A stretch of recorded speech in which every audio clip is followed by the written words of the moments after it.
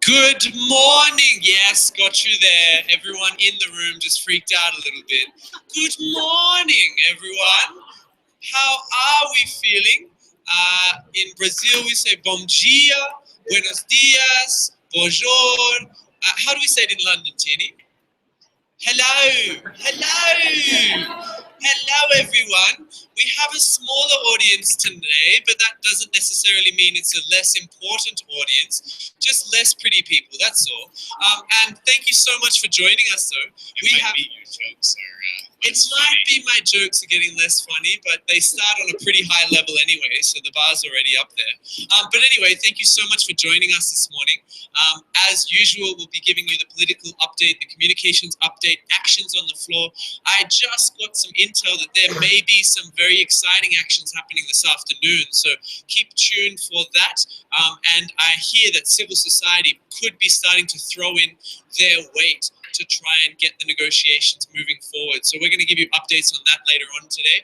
But we also have a very exciting day in negotiations. I'm not sure if anyone is up to date, but it seems that we have potentially a new coalition of high ambition countries that could be pushing for a very united front today in the negotiations that Josh is going to tell you more about. But one of our team members kind of broke that story on The Guardian last night, and we're pretty excited about that.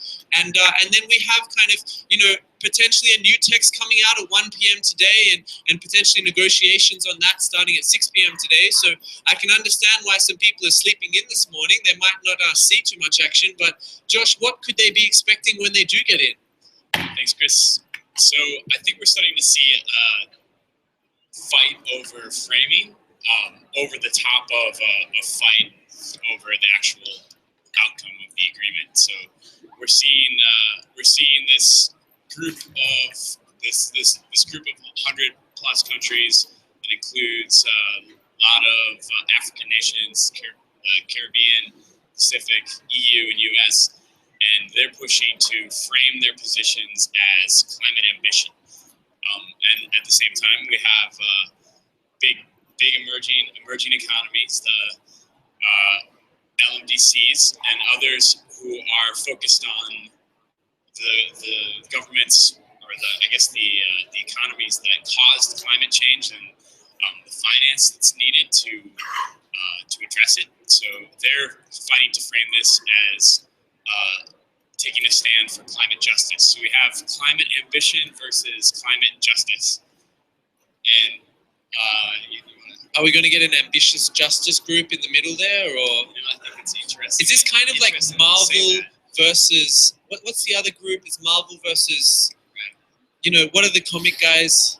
Yeah, I think DC, Marvel versus DC. There we go. So on one hand we kind of have the X-Men, and on the other hand we have the Captain Americas kind of thing, and all of that. Who do you reckon will come out victorious? I don't know. I think so. In this high ambition coalition, we see a lot of stuff that we like. We see push for legally binding outcome, clear, hopefully really strong long-term goal, mechanism for reviewing countries' emissions and commitments every 5 years. And there's also a push there for a unified system for tracking, so for transparency. What we haven't seen in Carl's article, and maybe there'll be a press conference on this so-called high ambition coalition later today, is where adaptation and loss and damage is. So interesting that you have all of these climate vulnerable countries in this emerging sort of alliance, and they haven't talked about adaptation or loss and damage in too clear terms. So we look out for learning more on that.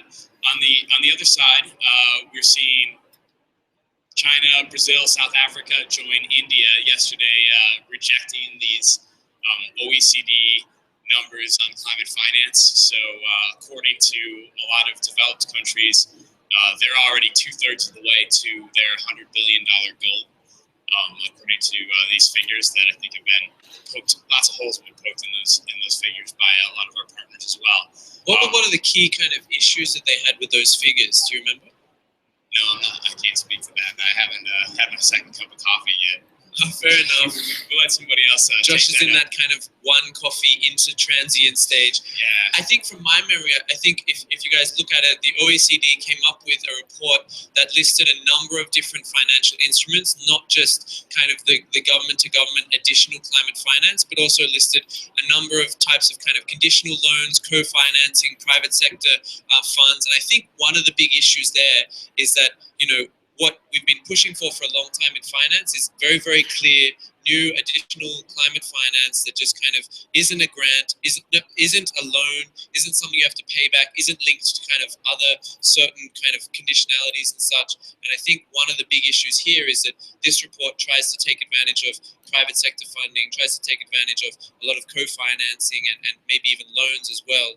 And therefore, I think a lot of these countries are maybe saying that, loans don't count, guys. We have to pay that back. That doesn't count as climate finance. Yeah, that's right, and it's not to say that access to capital to drive this transition is not important, but I think there are a whole bunch of different interpretations for climate finance. And certainly, we can say that what the OECD is throwing out there as a number includes a lot of the less helpful forms of climate finance, a lot of the weaker types, and potentially some of it's inhibitive, right? I don't know if Japan's sort of clean coal finance is in there, but I think everybody in this room would agree that that's absolutely not climate finance. So OECD numbers, troubling. Certainly developing countries who are facing climate impacts, the most vulnerable countries especially, as well as all of the developing countries who are trying to transition to a clean energy economy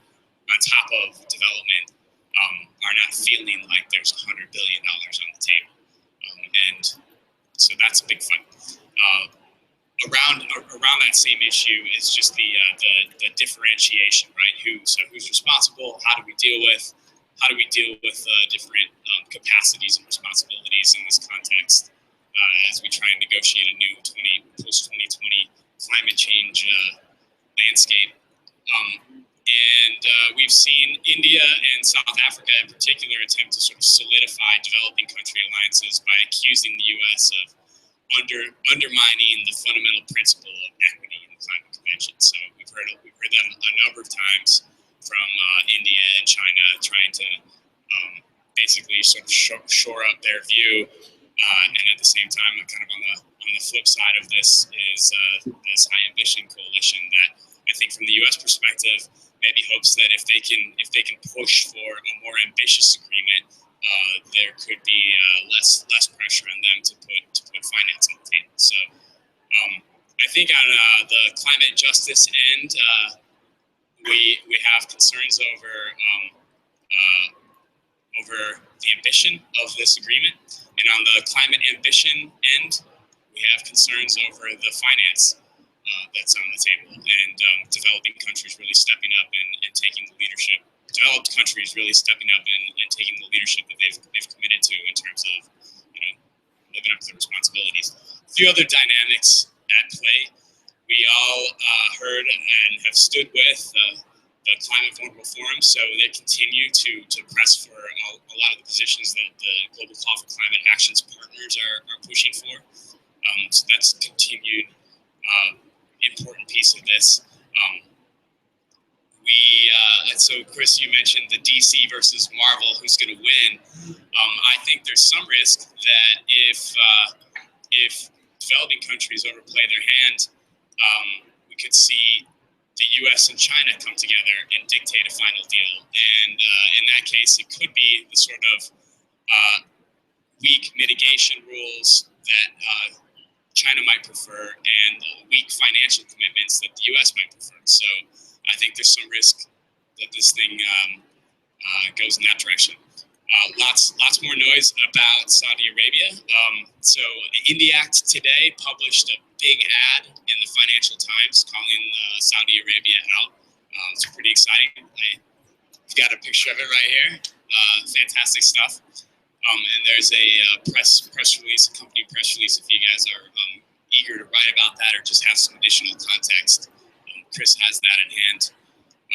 Generally, oil economies are blocking language that says don't that any language that says don't use their main resource, right? So if you're in an oil-dependent economy and we've got all this decarbonization language that we think is really important to achieve 1.5 degrees, there's a push against that. That's backed by China and India. So we're seeing that dimension here, and we really do need to come away with an agreement that can help us sort of shift the trillions of dollars that are being invested in high carbon economic drivers and moving towards low carbon. So decarbonization is a key ask, and it's troubling at the moment. And then lastly, I think from the emerging economies, we're seeing really interesting roles from Mexico, Colombia, Costa Rica, continuing to argue for higher ambition. Turkey, Russia, Ukraine arguing for sort of less responsibility for emerging economies. Brazil, we heard taking up forests and getting called out by some of our friends in the room for not really delivering on that. Brazil, as we've heard, is playing a really interesting role in the differentiation conversation. So in spite of things falling apart for the national government at home, they actually could really play a crucial role in unlocking all of this. Argentina's government is changing hands tomorrow, and their new government envoy, their new climate change envoy, who's from a different party, takes over tomorrow. So this is an interesting time for them to step up, and we'll see what that does, if anything. And obviously, we heard a bit about the French election results, with Hollande's party not doing well, and I'm sure they could use some really good news coming out of Paris before the weekend, so that might be a factor as well. So we are expecting a new draft at 1 p.m. From what I've heard this morning, that new draft isn't going to be a dramatic shift from what we've seen so far. So we're going to have probably a lot of the same options in that text. It's just going to help guide in negotiations and sort of focus them on some of those key options. So it's a cleaned up version, but probably not profoundly different. And what I heard from partners this morning as well is this sort of next 24 hours is probably our last chance to influence this civil society. So anything that we can do now is probably everything that we can do, and before basically things are totally outside of our reach. What can we do about it? I've heard, and it'd be interesting to get your views, and I know that Chris mentioned some plans to this end, is stand with vulnerable people. I mean, it's pretty clear that we need the ambition that this ambition alliance is calling for. We need the finance that the climate justice groups are calling for. We need both. We need to stand with vulnerable people around the world. We have some vulnerable countries who have taken strong positions on each of these various issues, and I think this next 24 hours for us, if we can show support for that, if we can demand that this is how the Paris Agreement looks, this is what it includes, that's probably our best shot at moving this thing in the right direction. All right, Josh, thanks so much for that update. We obviously have a lot of other, I guess, climate watchers here in the room, and I might kind of jump into the audience very, very soon. Just before I do, a quick update, Tini. What do we see as kind of like one of the top headlines? Josh mentioned this Saudi article in Financial Times. Do you think that's going to have a big impact? Is that kind of a really interesting move from IndiAct, or is that something that's kind of probably enveloped by other media? It could potentially have a big impact if people start to see it. And there's actually been a call that I just got from some mobilisation people within our group who are saying to share that widely. If you go on the IndiAct Twitter page, they've been tweeting it, so please share that. And also, if you can, pick up a copy of the Financial Times, bring it in, hand it to your delegations, and make sure that people are definitely seeing this and know that it's out there. And Financial Times usually writes about things that I'm not so, I guess, up to on. Where could someone get the Financial Times article? in the newspaper. If you can't do that, then can have copies of the advertisement itself and some PR at their booth or at Can Daily, so you can go and look it up from them. Well, thank you, Tierney. It seems like Tierney might also be in between her first and second coffee as well. But let's move into the audience now. And let's kind of check out some of the intel from around the house. So Brazilians, we just heard that Brazil's playing an interesting role on differentiation and things like that. We're now kind of potentially going to have an alliance where it doesn't seem that Brazil is on kind of necessarily one of these kind of two camps, or Brazil might be playing some sort of a middle role. Do you think they're going to come out in support of the DC Marvel High Ambition Coalition versus kind of the climate justice groupings, or do you think they're going to continue to try and play some of the middle role and try and push people, I guess, together? I think they're going to stick in the middle. Our minister called a delegation meeting last night with all of the Brazilian people here. They have accredited more than 900 people for this COP, so it was in one of those plenary rooms because it was huge. And then she wouldn't talk to us with us from Engajamundo because of the poker face trophy incident the day before.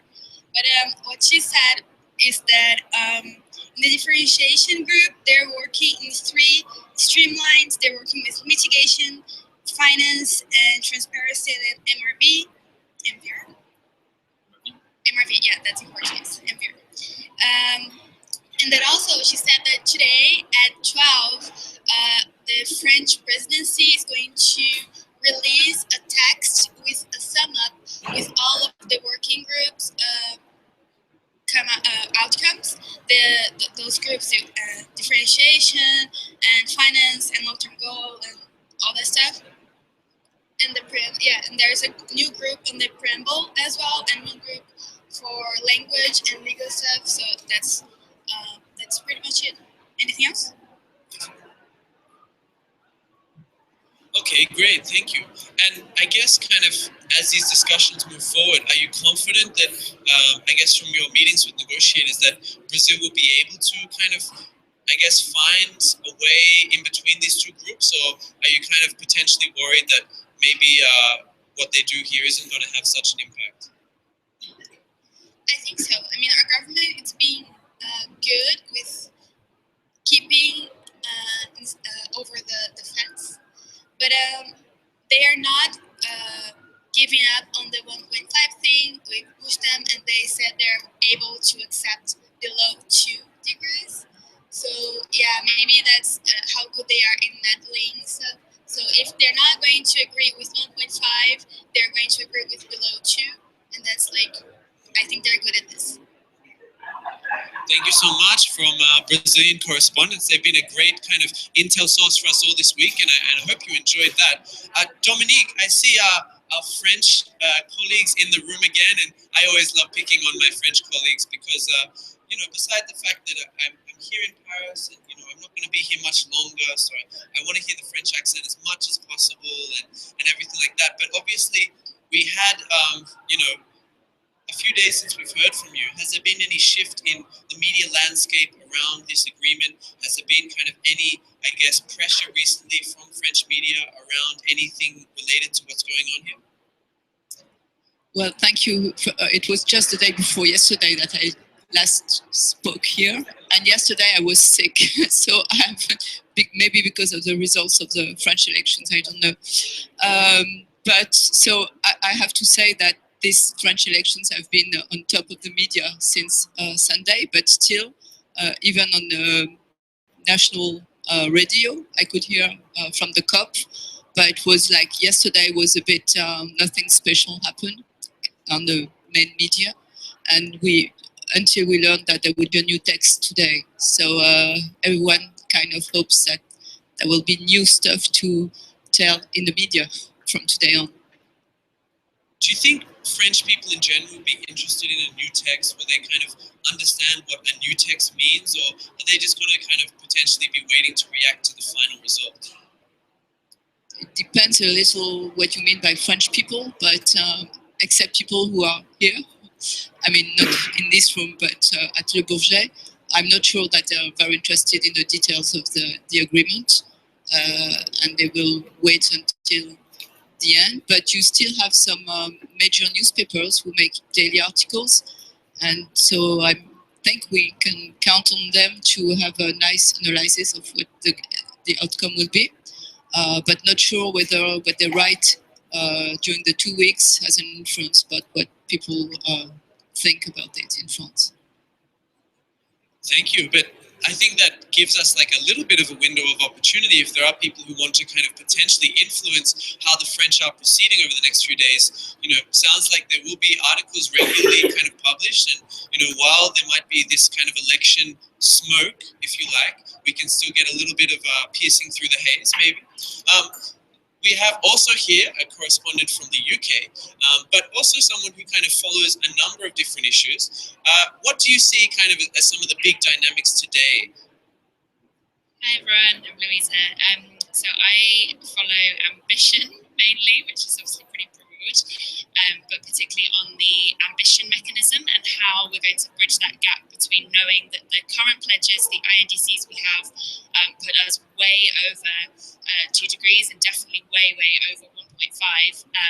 But yet we hear lots of countries express solidarity, which is really positive for 1.5. So I think seeing yesterday the big civil society action, which was joined by ministers from Costa Rica, from the Philippines, from Bangladesh, really spelling out what delivering 1.5 means is really important.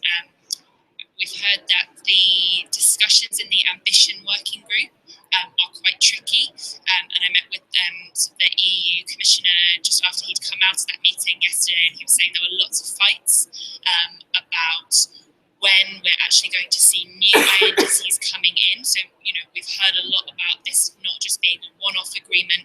I don't think any of us want to spend the next 21 years negotiating a whole new agreement. So how do we make this one last, and how do we make this one actually ramp up ambition? But also how do we get that happening quickly? We don't just want countries to sort of push that first date to look at these INDCs, which are inadequate and are unacceptable, much further down the line. I was really surprised actually in the Paris committee meeting last night how much everyone loves Fabius. And there was, you know, there's some of these kind of tensions that we're hearing in the smaller discussions were, you know, didn't really proceed into this big discussion. I think it's being handled very well and is very smooth.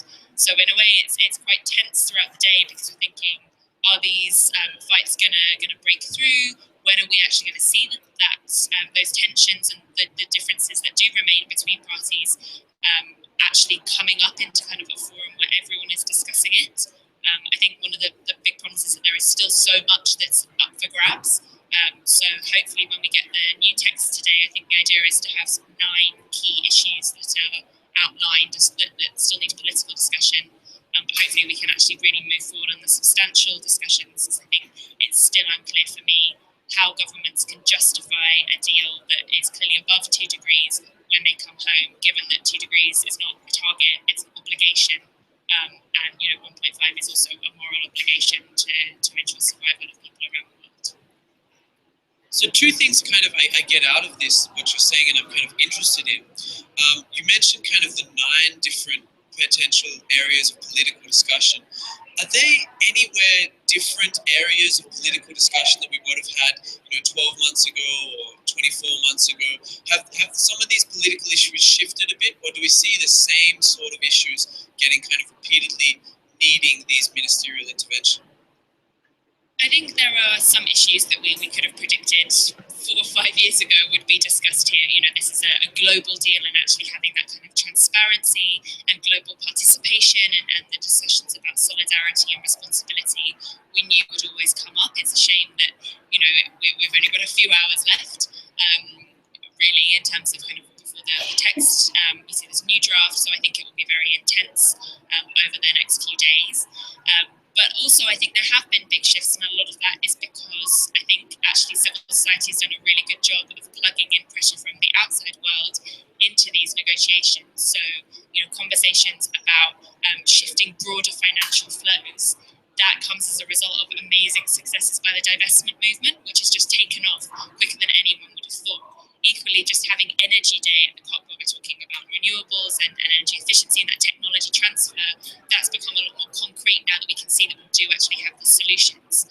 And I think also where those alliances between civil society and some of the most vulnerable and exposed communities, either in terms of generations or internationally where they're sort of located, discussions on 1.5, on loss and damage are taking off much more than I would have seen kind of a few months ago. And finally, I'm not sure if you've kind of had the chance to understand the High Ambition Coalition or to kind of compare it with the climate justice. And I personally haven't decided which one's DC, which one's Marvel right now. So I'm going to need some advice from maybe some members of the crowd later on. But what do you think about this kind of High Ambition Coalition? What's your initial reactions? And do you think kind of they potentially could help some of the things that you're following? I think my first instinct as a campaigner was to think, how can we use this coalition to further our demands and what we want to see in the Paris Agreement? You know, I think it's much better to have countries in discussions actively and kind of frank and honest discussions about their priorities rather than having big fights, you know, which can sort of be distracting and don't see actually those sort of issues being on the table. I think there is a bit of confusion about these different alliances.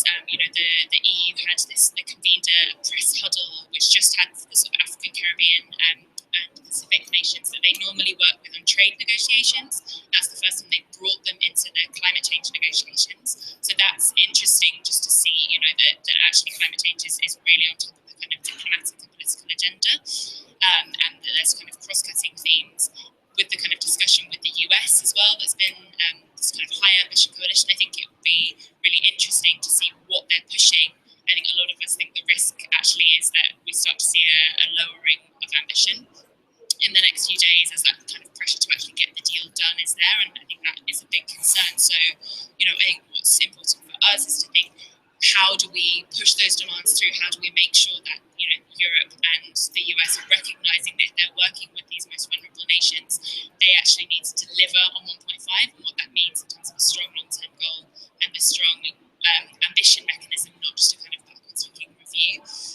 But also, you know, are we going to see more countries joining in? I think a lot of countries don't want to be seen against the side of ambition. No one wants to be seen as lowering ambition. So how are they going to reach out to some of the ILAC nations, for example, who have said really progressive things in the talks? So I think it is one to watch, but our focus should always be, how can we use these different moving blocks to get the deal that we need to ensure we can kind of protect people and have a decent future. All right, thanks so much, Luisa. It's a shame we haven't heard from you earlier, but it's great to hear from you now. I want to cross to Miriam here.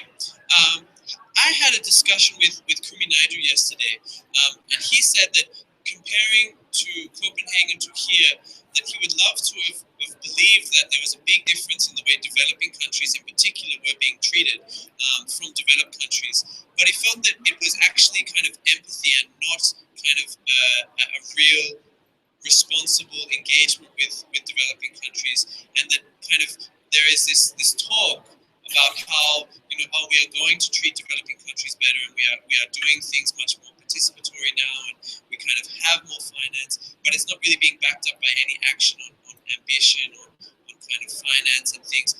How do you feel, I guess just as a Peruvian here, do you feel like there is more kind of support for developing countries at the moment, or do you feel that it's kind of much more of the same that we've seen in the past?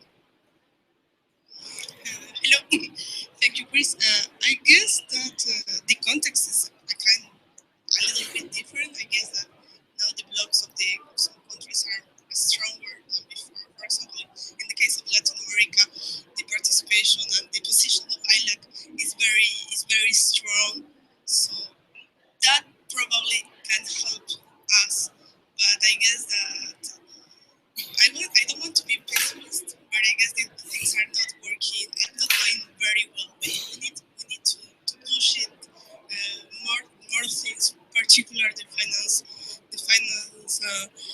topic, because, for example, for Latin America, we really need to guarantee that for the adaptation. I know that now they are discussing about adaptation, but I feel that these negotiations is still very focused on mitigation. I know that it's important mitigation, but adaptation for us it's really, really, really important because we are already suffering the impacts of climate change in our country. So I don't want to be pessimistic, but I guess that these things are not changing too much. One thing that I feel that is important also is that, for example, the Peruvian government, it has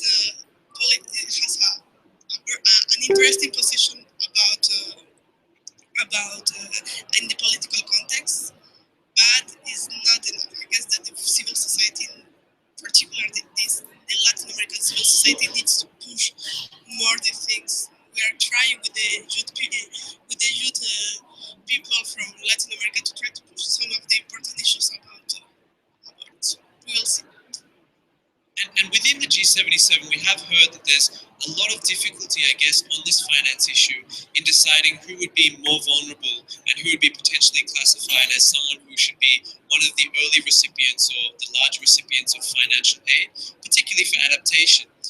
What do you think, I guess, as someone from an ILAC country who potentially would be seen as one of the less vulnerable when compared to AOSIS or LDC countries? How do you feel about that, and how do you think the ILAC countries are responding to that?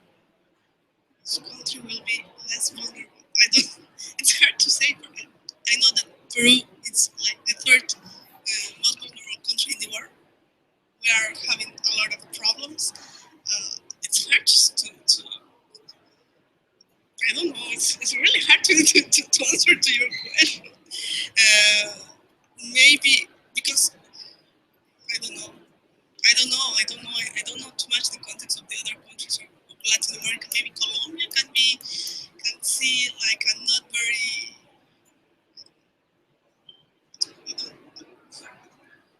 Well, I think this is one of the issues. It is very hard, for example, to compare a least developed country who maybe doesn't feel like a big, strong storm surge, like the Philippines might feel droughts or might feel the impacts of rainfall changes and things like that, or compared to Peru, who's had good economic development recently, but is very vulnerable to potentially I guess losing some of its glacial flows and some of the other impacts of longer term climate change. So I guess this is some of the difficult discussions that are happening.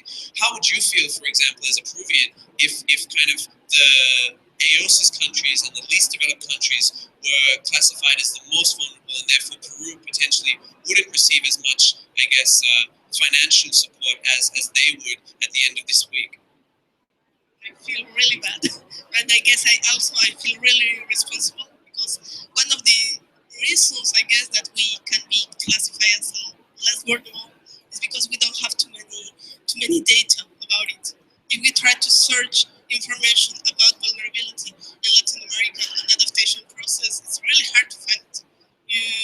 Some organizations they made some important work, but we are not working too much about it.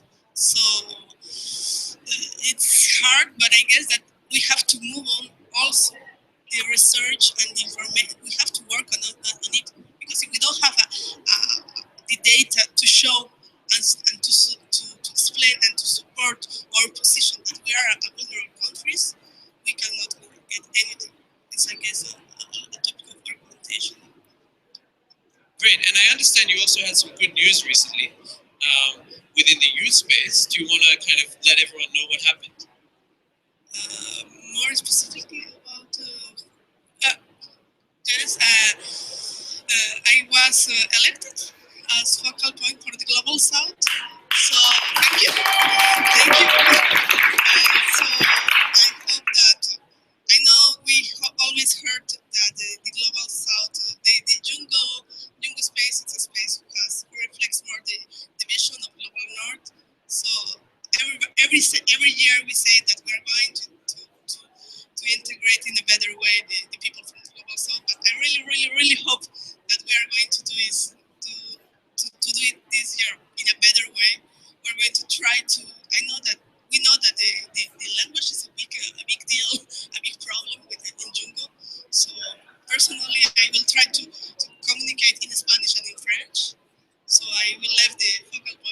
word to do it in English. So we will see, and I hope that the rest of the people of the civil society, we are going to search for you. So please help us if we do. Thank you.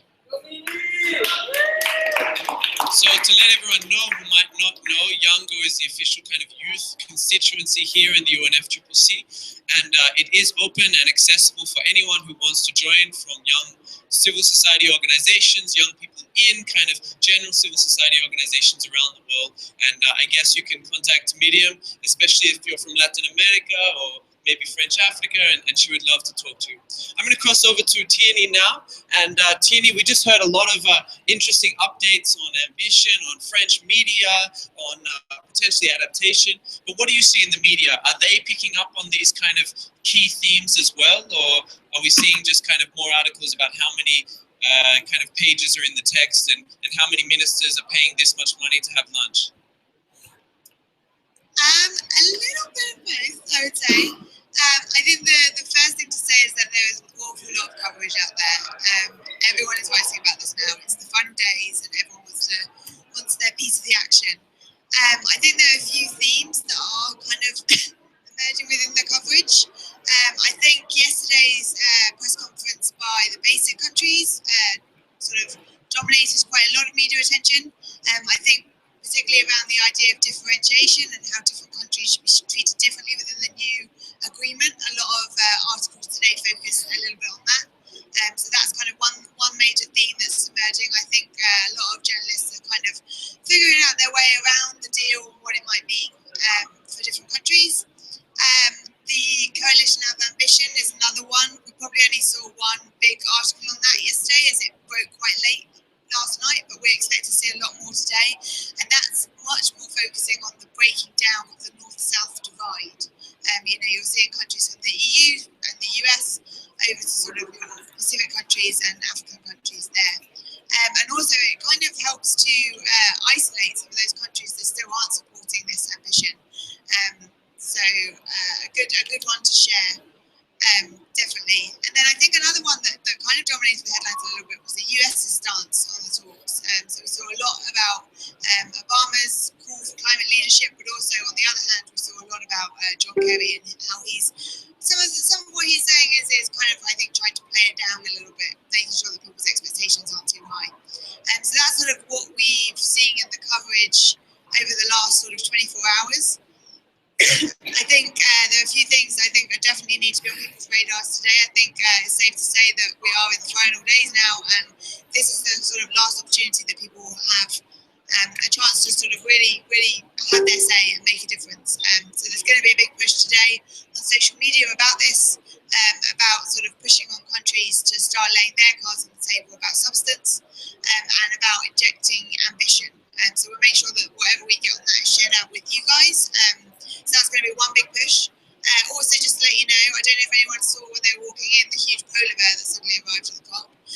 So Greenpeace are going to be doing an action with that today at 12:30, where they're going to be joined by various Indigenous people calling for climate change and the rights of Indigenous people to be included in the text. So yeah, go ahead and join that. And also, again, we will have social media content on that we'll be producing that people can share. So we'll keep you posted on that. And just to say, a lot still happening today that you can get involved in. Again, a lot of the meetings will probably be behind closed doors, but a lot of various countries and NGOs are giving their press conferences to give you their update on what's going on. So as always,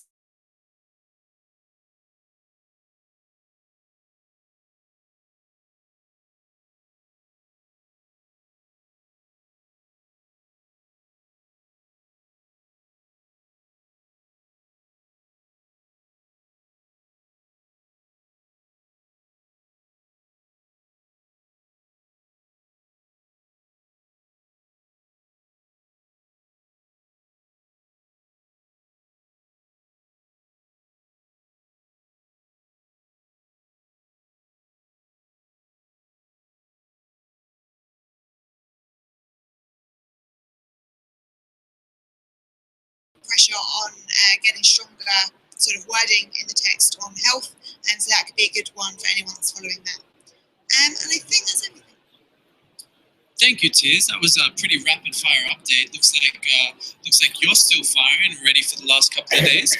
I'm going to jump back into the crowd now for action. So if anyone has an action, let me know, and we'll give an update on that. All right. So we have some more actions from our Brazilians. Do you ever stop doing actions? It seems like every day you have a new one. Yes, that's our goal here. So we're having a really cool action today. I mean, a sexy action with Barbara Pyle, the creator of Captain Planet. And so we're doing this as a whole, as young people, Brazilian young people. And what we're doing is we're going to lay on the ground. I mean, like we have 15 people laying on the ground as if they were grass. And they'll be holding signs, but instead of reading "Don't step on the grass," it's going to be reading "Don't step on people" or "Don't step on us," something like this, in different languages.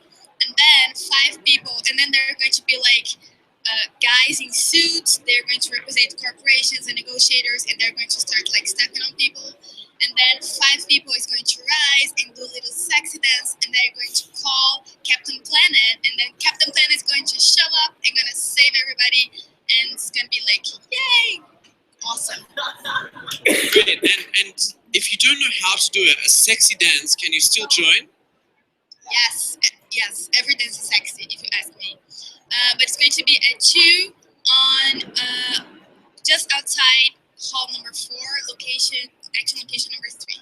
All right. And I understand we have another action just here. Yeah, our action is at 3 p.m., but I hear that there's also another action at 3 p.m., so would love to hear more about that. So this is, I'm from the Canadian Youth Delegation. My name is Atia. We are doing an action at 3 p.m. just between halls 3 and 4. It's a celebration party for 1.5 because Canada endorsed 1.5, so we're doing a retirement party for the fossil fuel industry in Canada. So we're just going to be, it's really cheeky because the government hasn't actually announced a plan for how they will actually honor their endorsement of 1.5. We're just going to be like, well, I guess this means the fossil fuel industry is retiring, so it'll be a cheeky little celebration. Yeah, just to add if it is overlapping with, we heard there's a sit-in at 3, and then kind of hearing that it might get moved, but we're willing to like push ours back by 10 minutes or whatever. We're from Canada, we can be polite about it. So yeah, we'd love to hear more about that action. Well, great to hear. And finally, are there any more action updates? Yeah, there's also another action. It's called Where to Next for the Core Return After Congress. So this action is today from 7 to 8. It's going to be taking place in COP21 in the Blue Zone. Meeting room will be announced in the monitors. And this action is going to be hosted by the Australian Institute, the No New Core Mines and Leave It in the Ground initiative, DINGO. So it's being supported by His Excellency the President Tom of Kiribati and Professor Nicholas Stem, Kumi, Bill, McPen. So the contact point for this event is here. You can contact him on +33 6449 33597.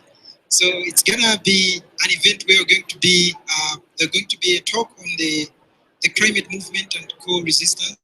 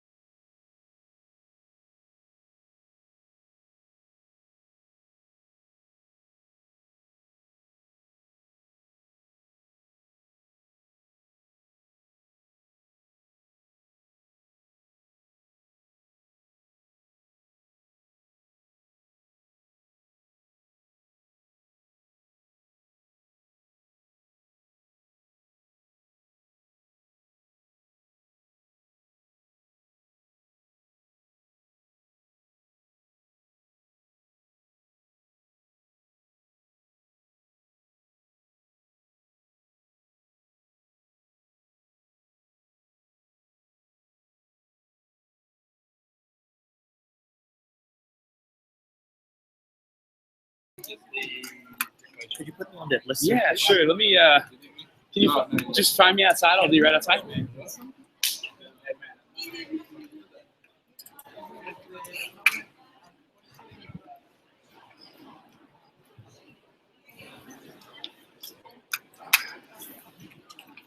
All right. Sweet. All right. Thank you. Yeah, no problem. I'm Francisco. Josh, good to meet you, Francisco. Cheers. Oh, I stole their mic. Give that back. Hey. Cheers. Go ahead. Yeah, Sam, and you'll be throwing out something about the sit-in action. Yeah. Yeah, I mean, we just don't want to, like, there's going to be one that's not there and not gold. We just don't want to get in the way of it. Keep it. Yeah. Okay, So, yeah, awesome. We'll keep you posted. Cool. Yeah. Hey. How are you, man? Good. See you. It's been a long time. Too long. Is that how you walk around? Yeah. Because I always feel cool. Yeah. Well, I have a jacket too. I better wait. Let me be right back.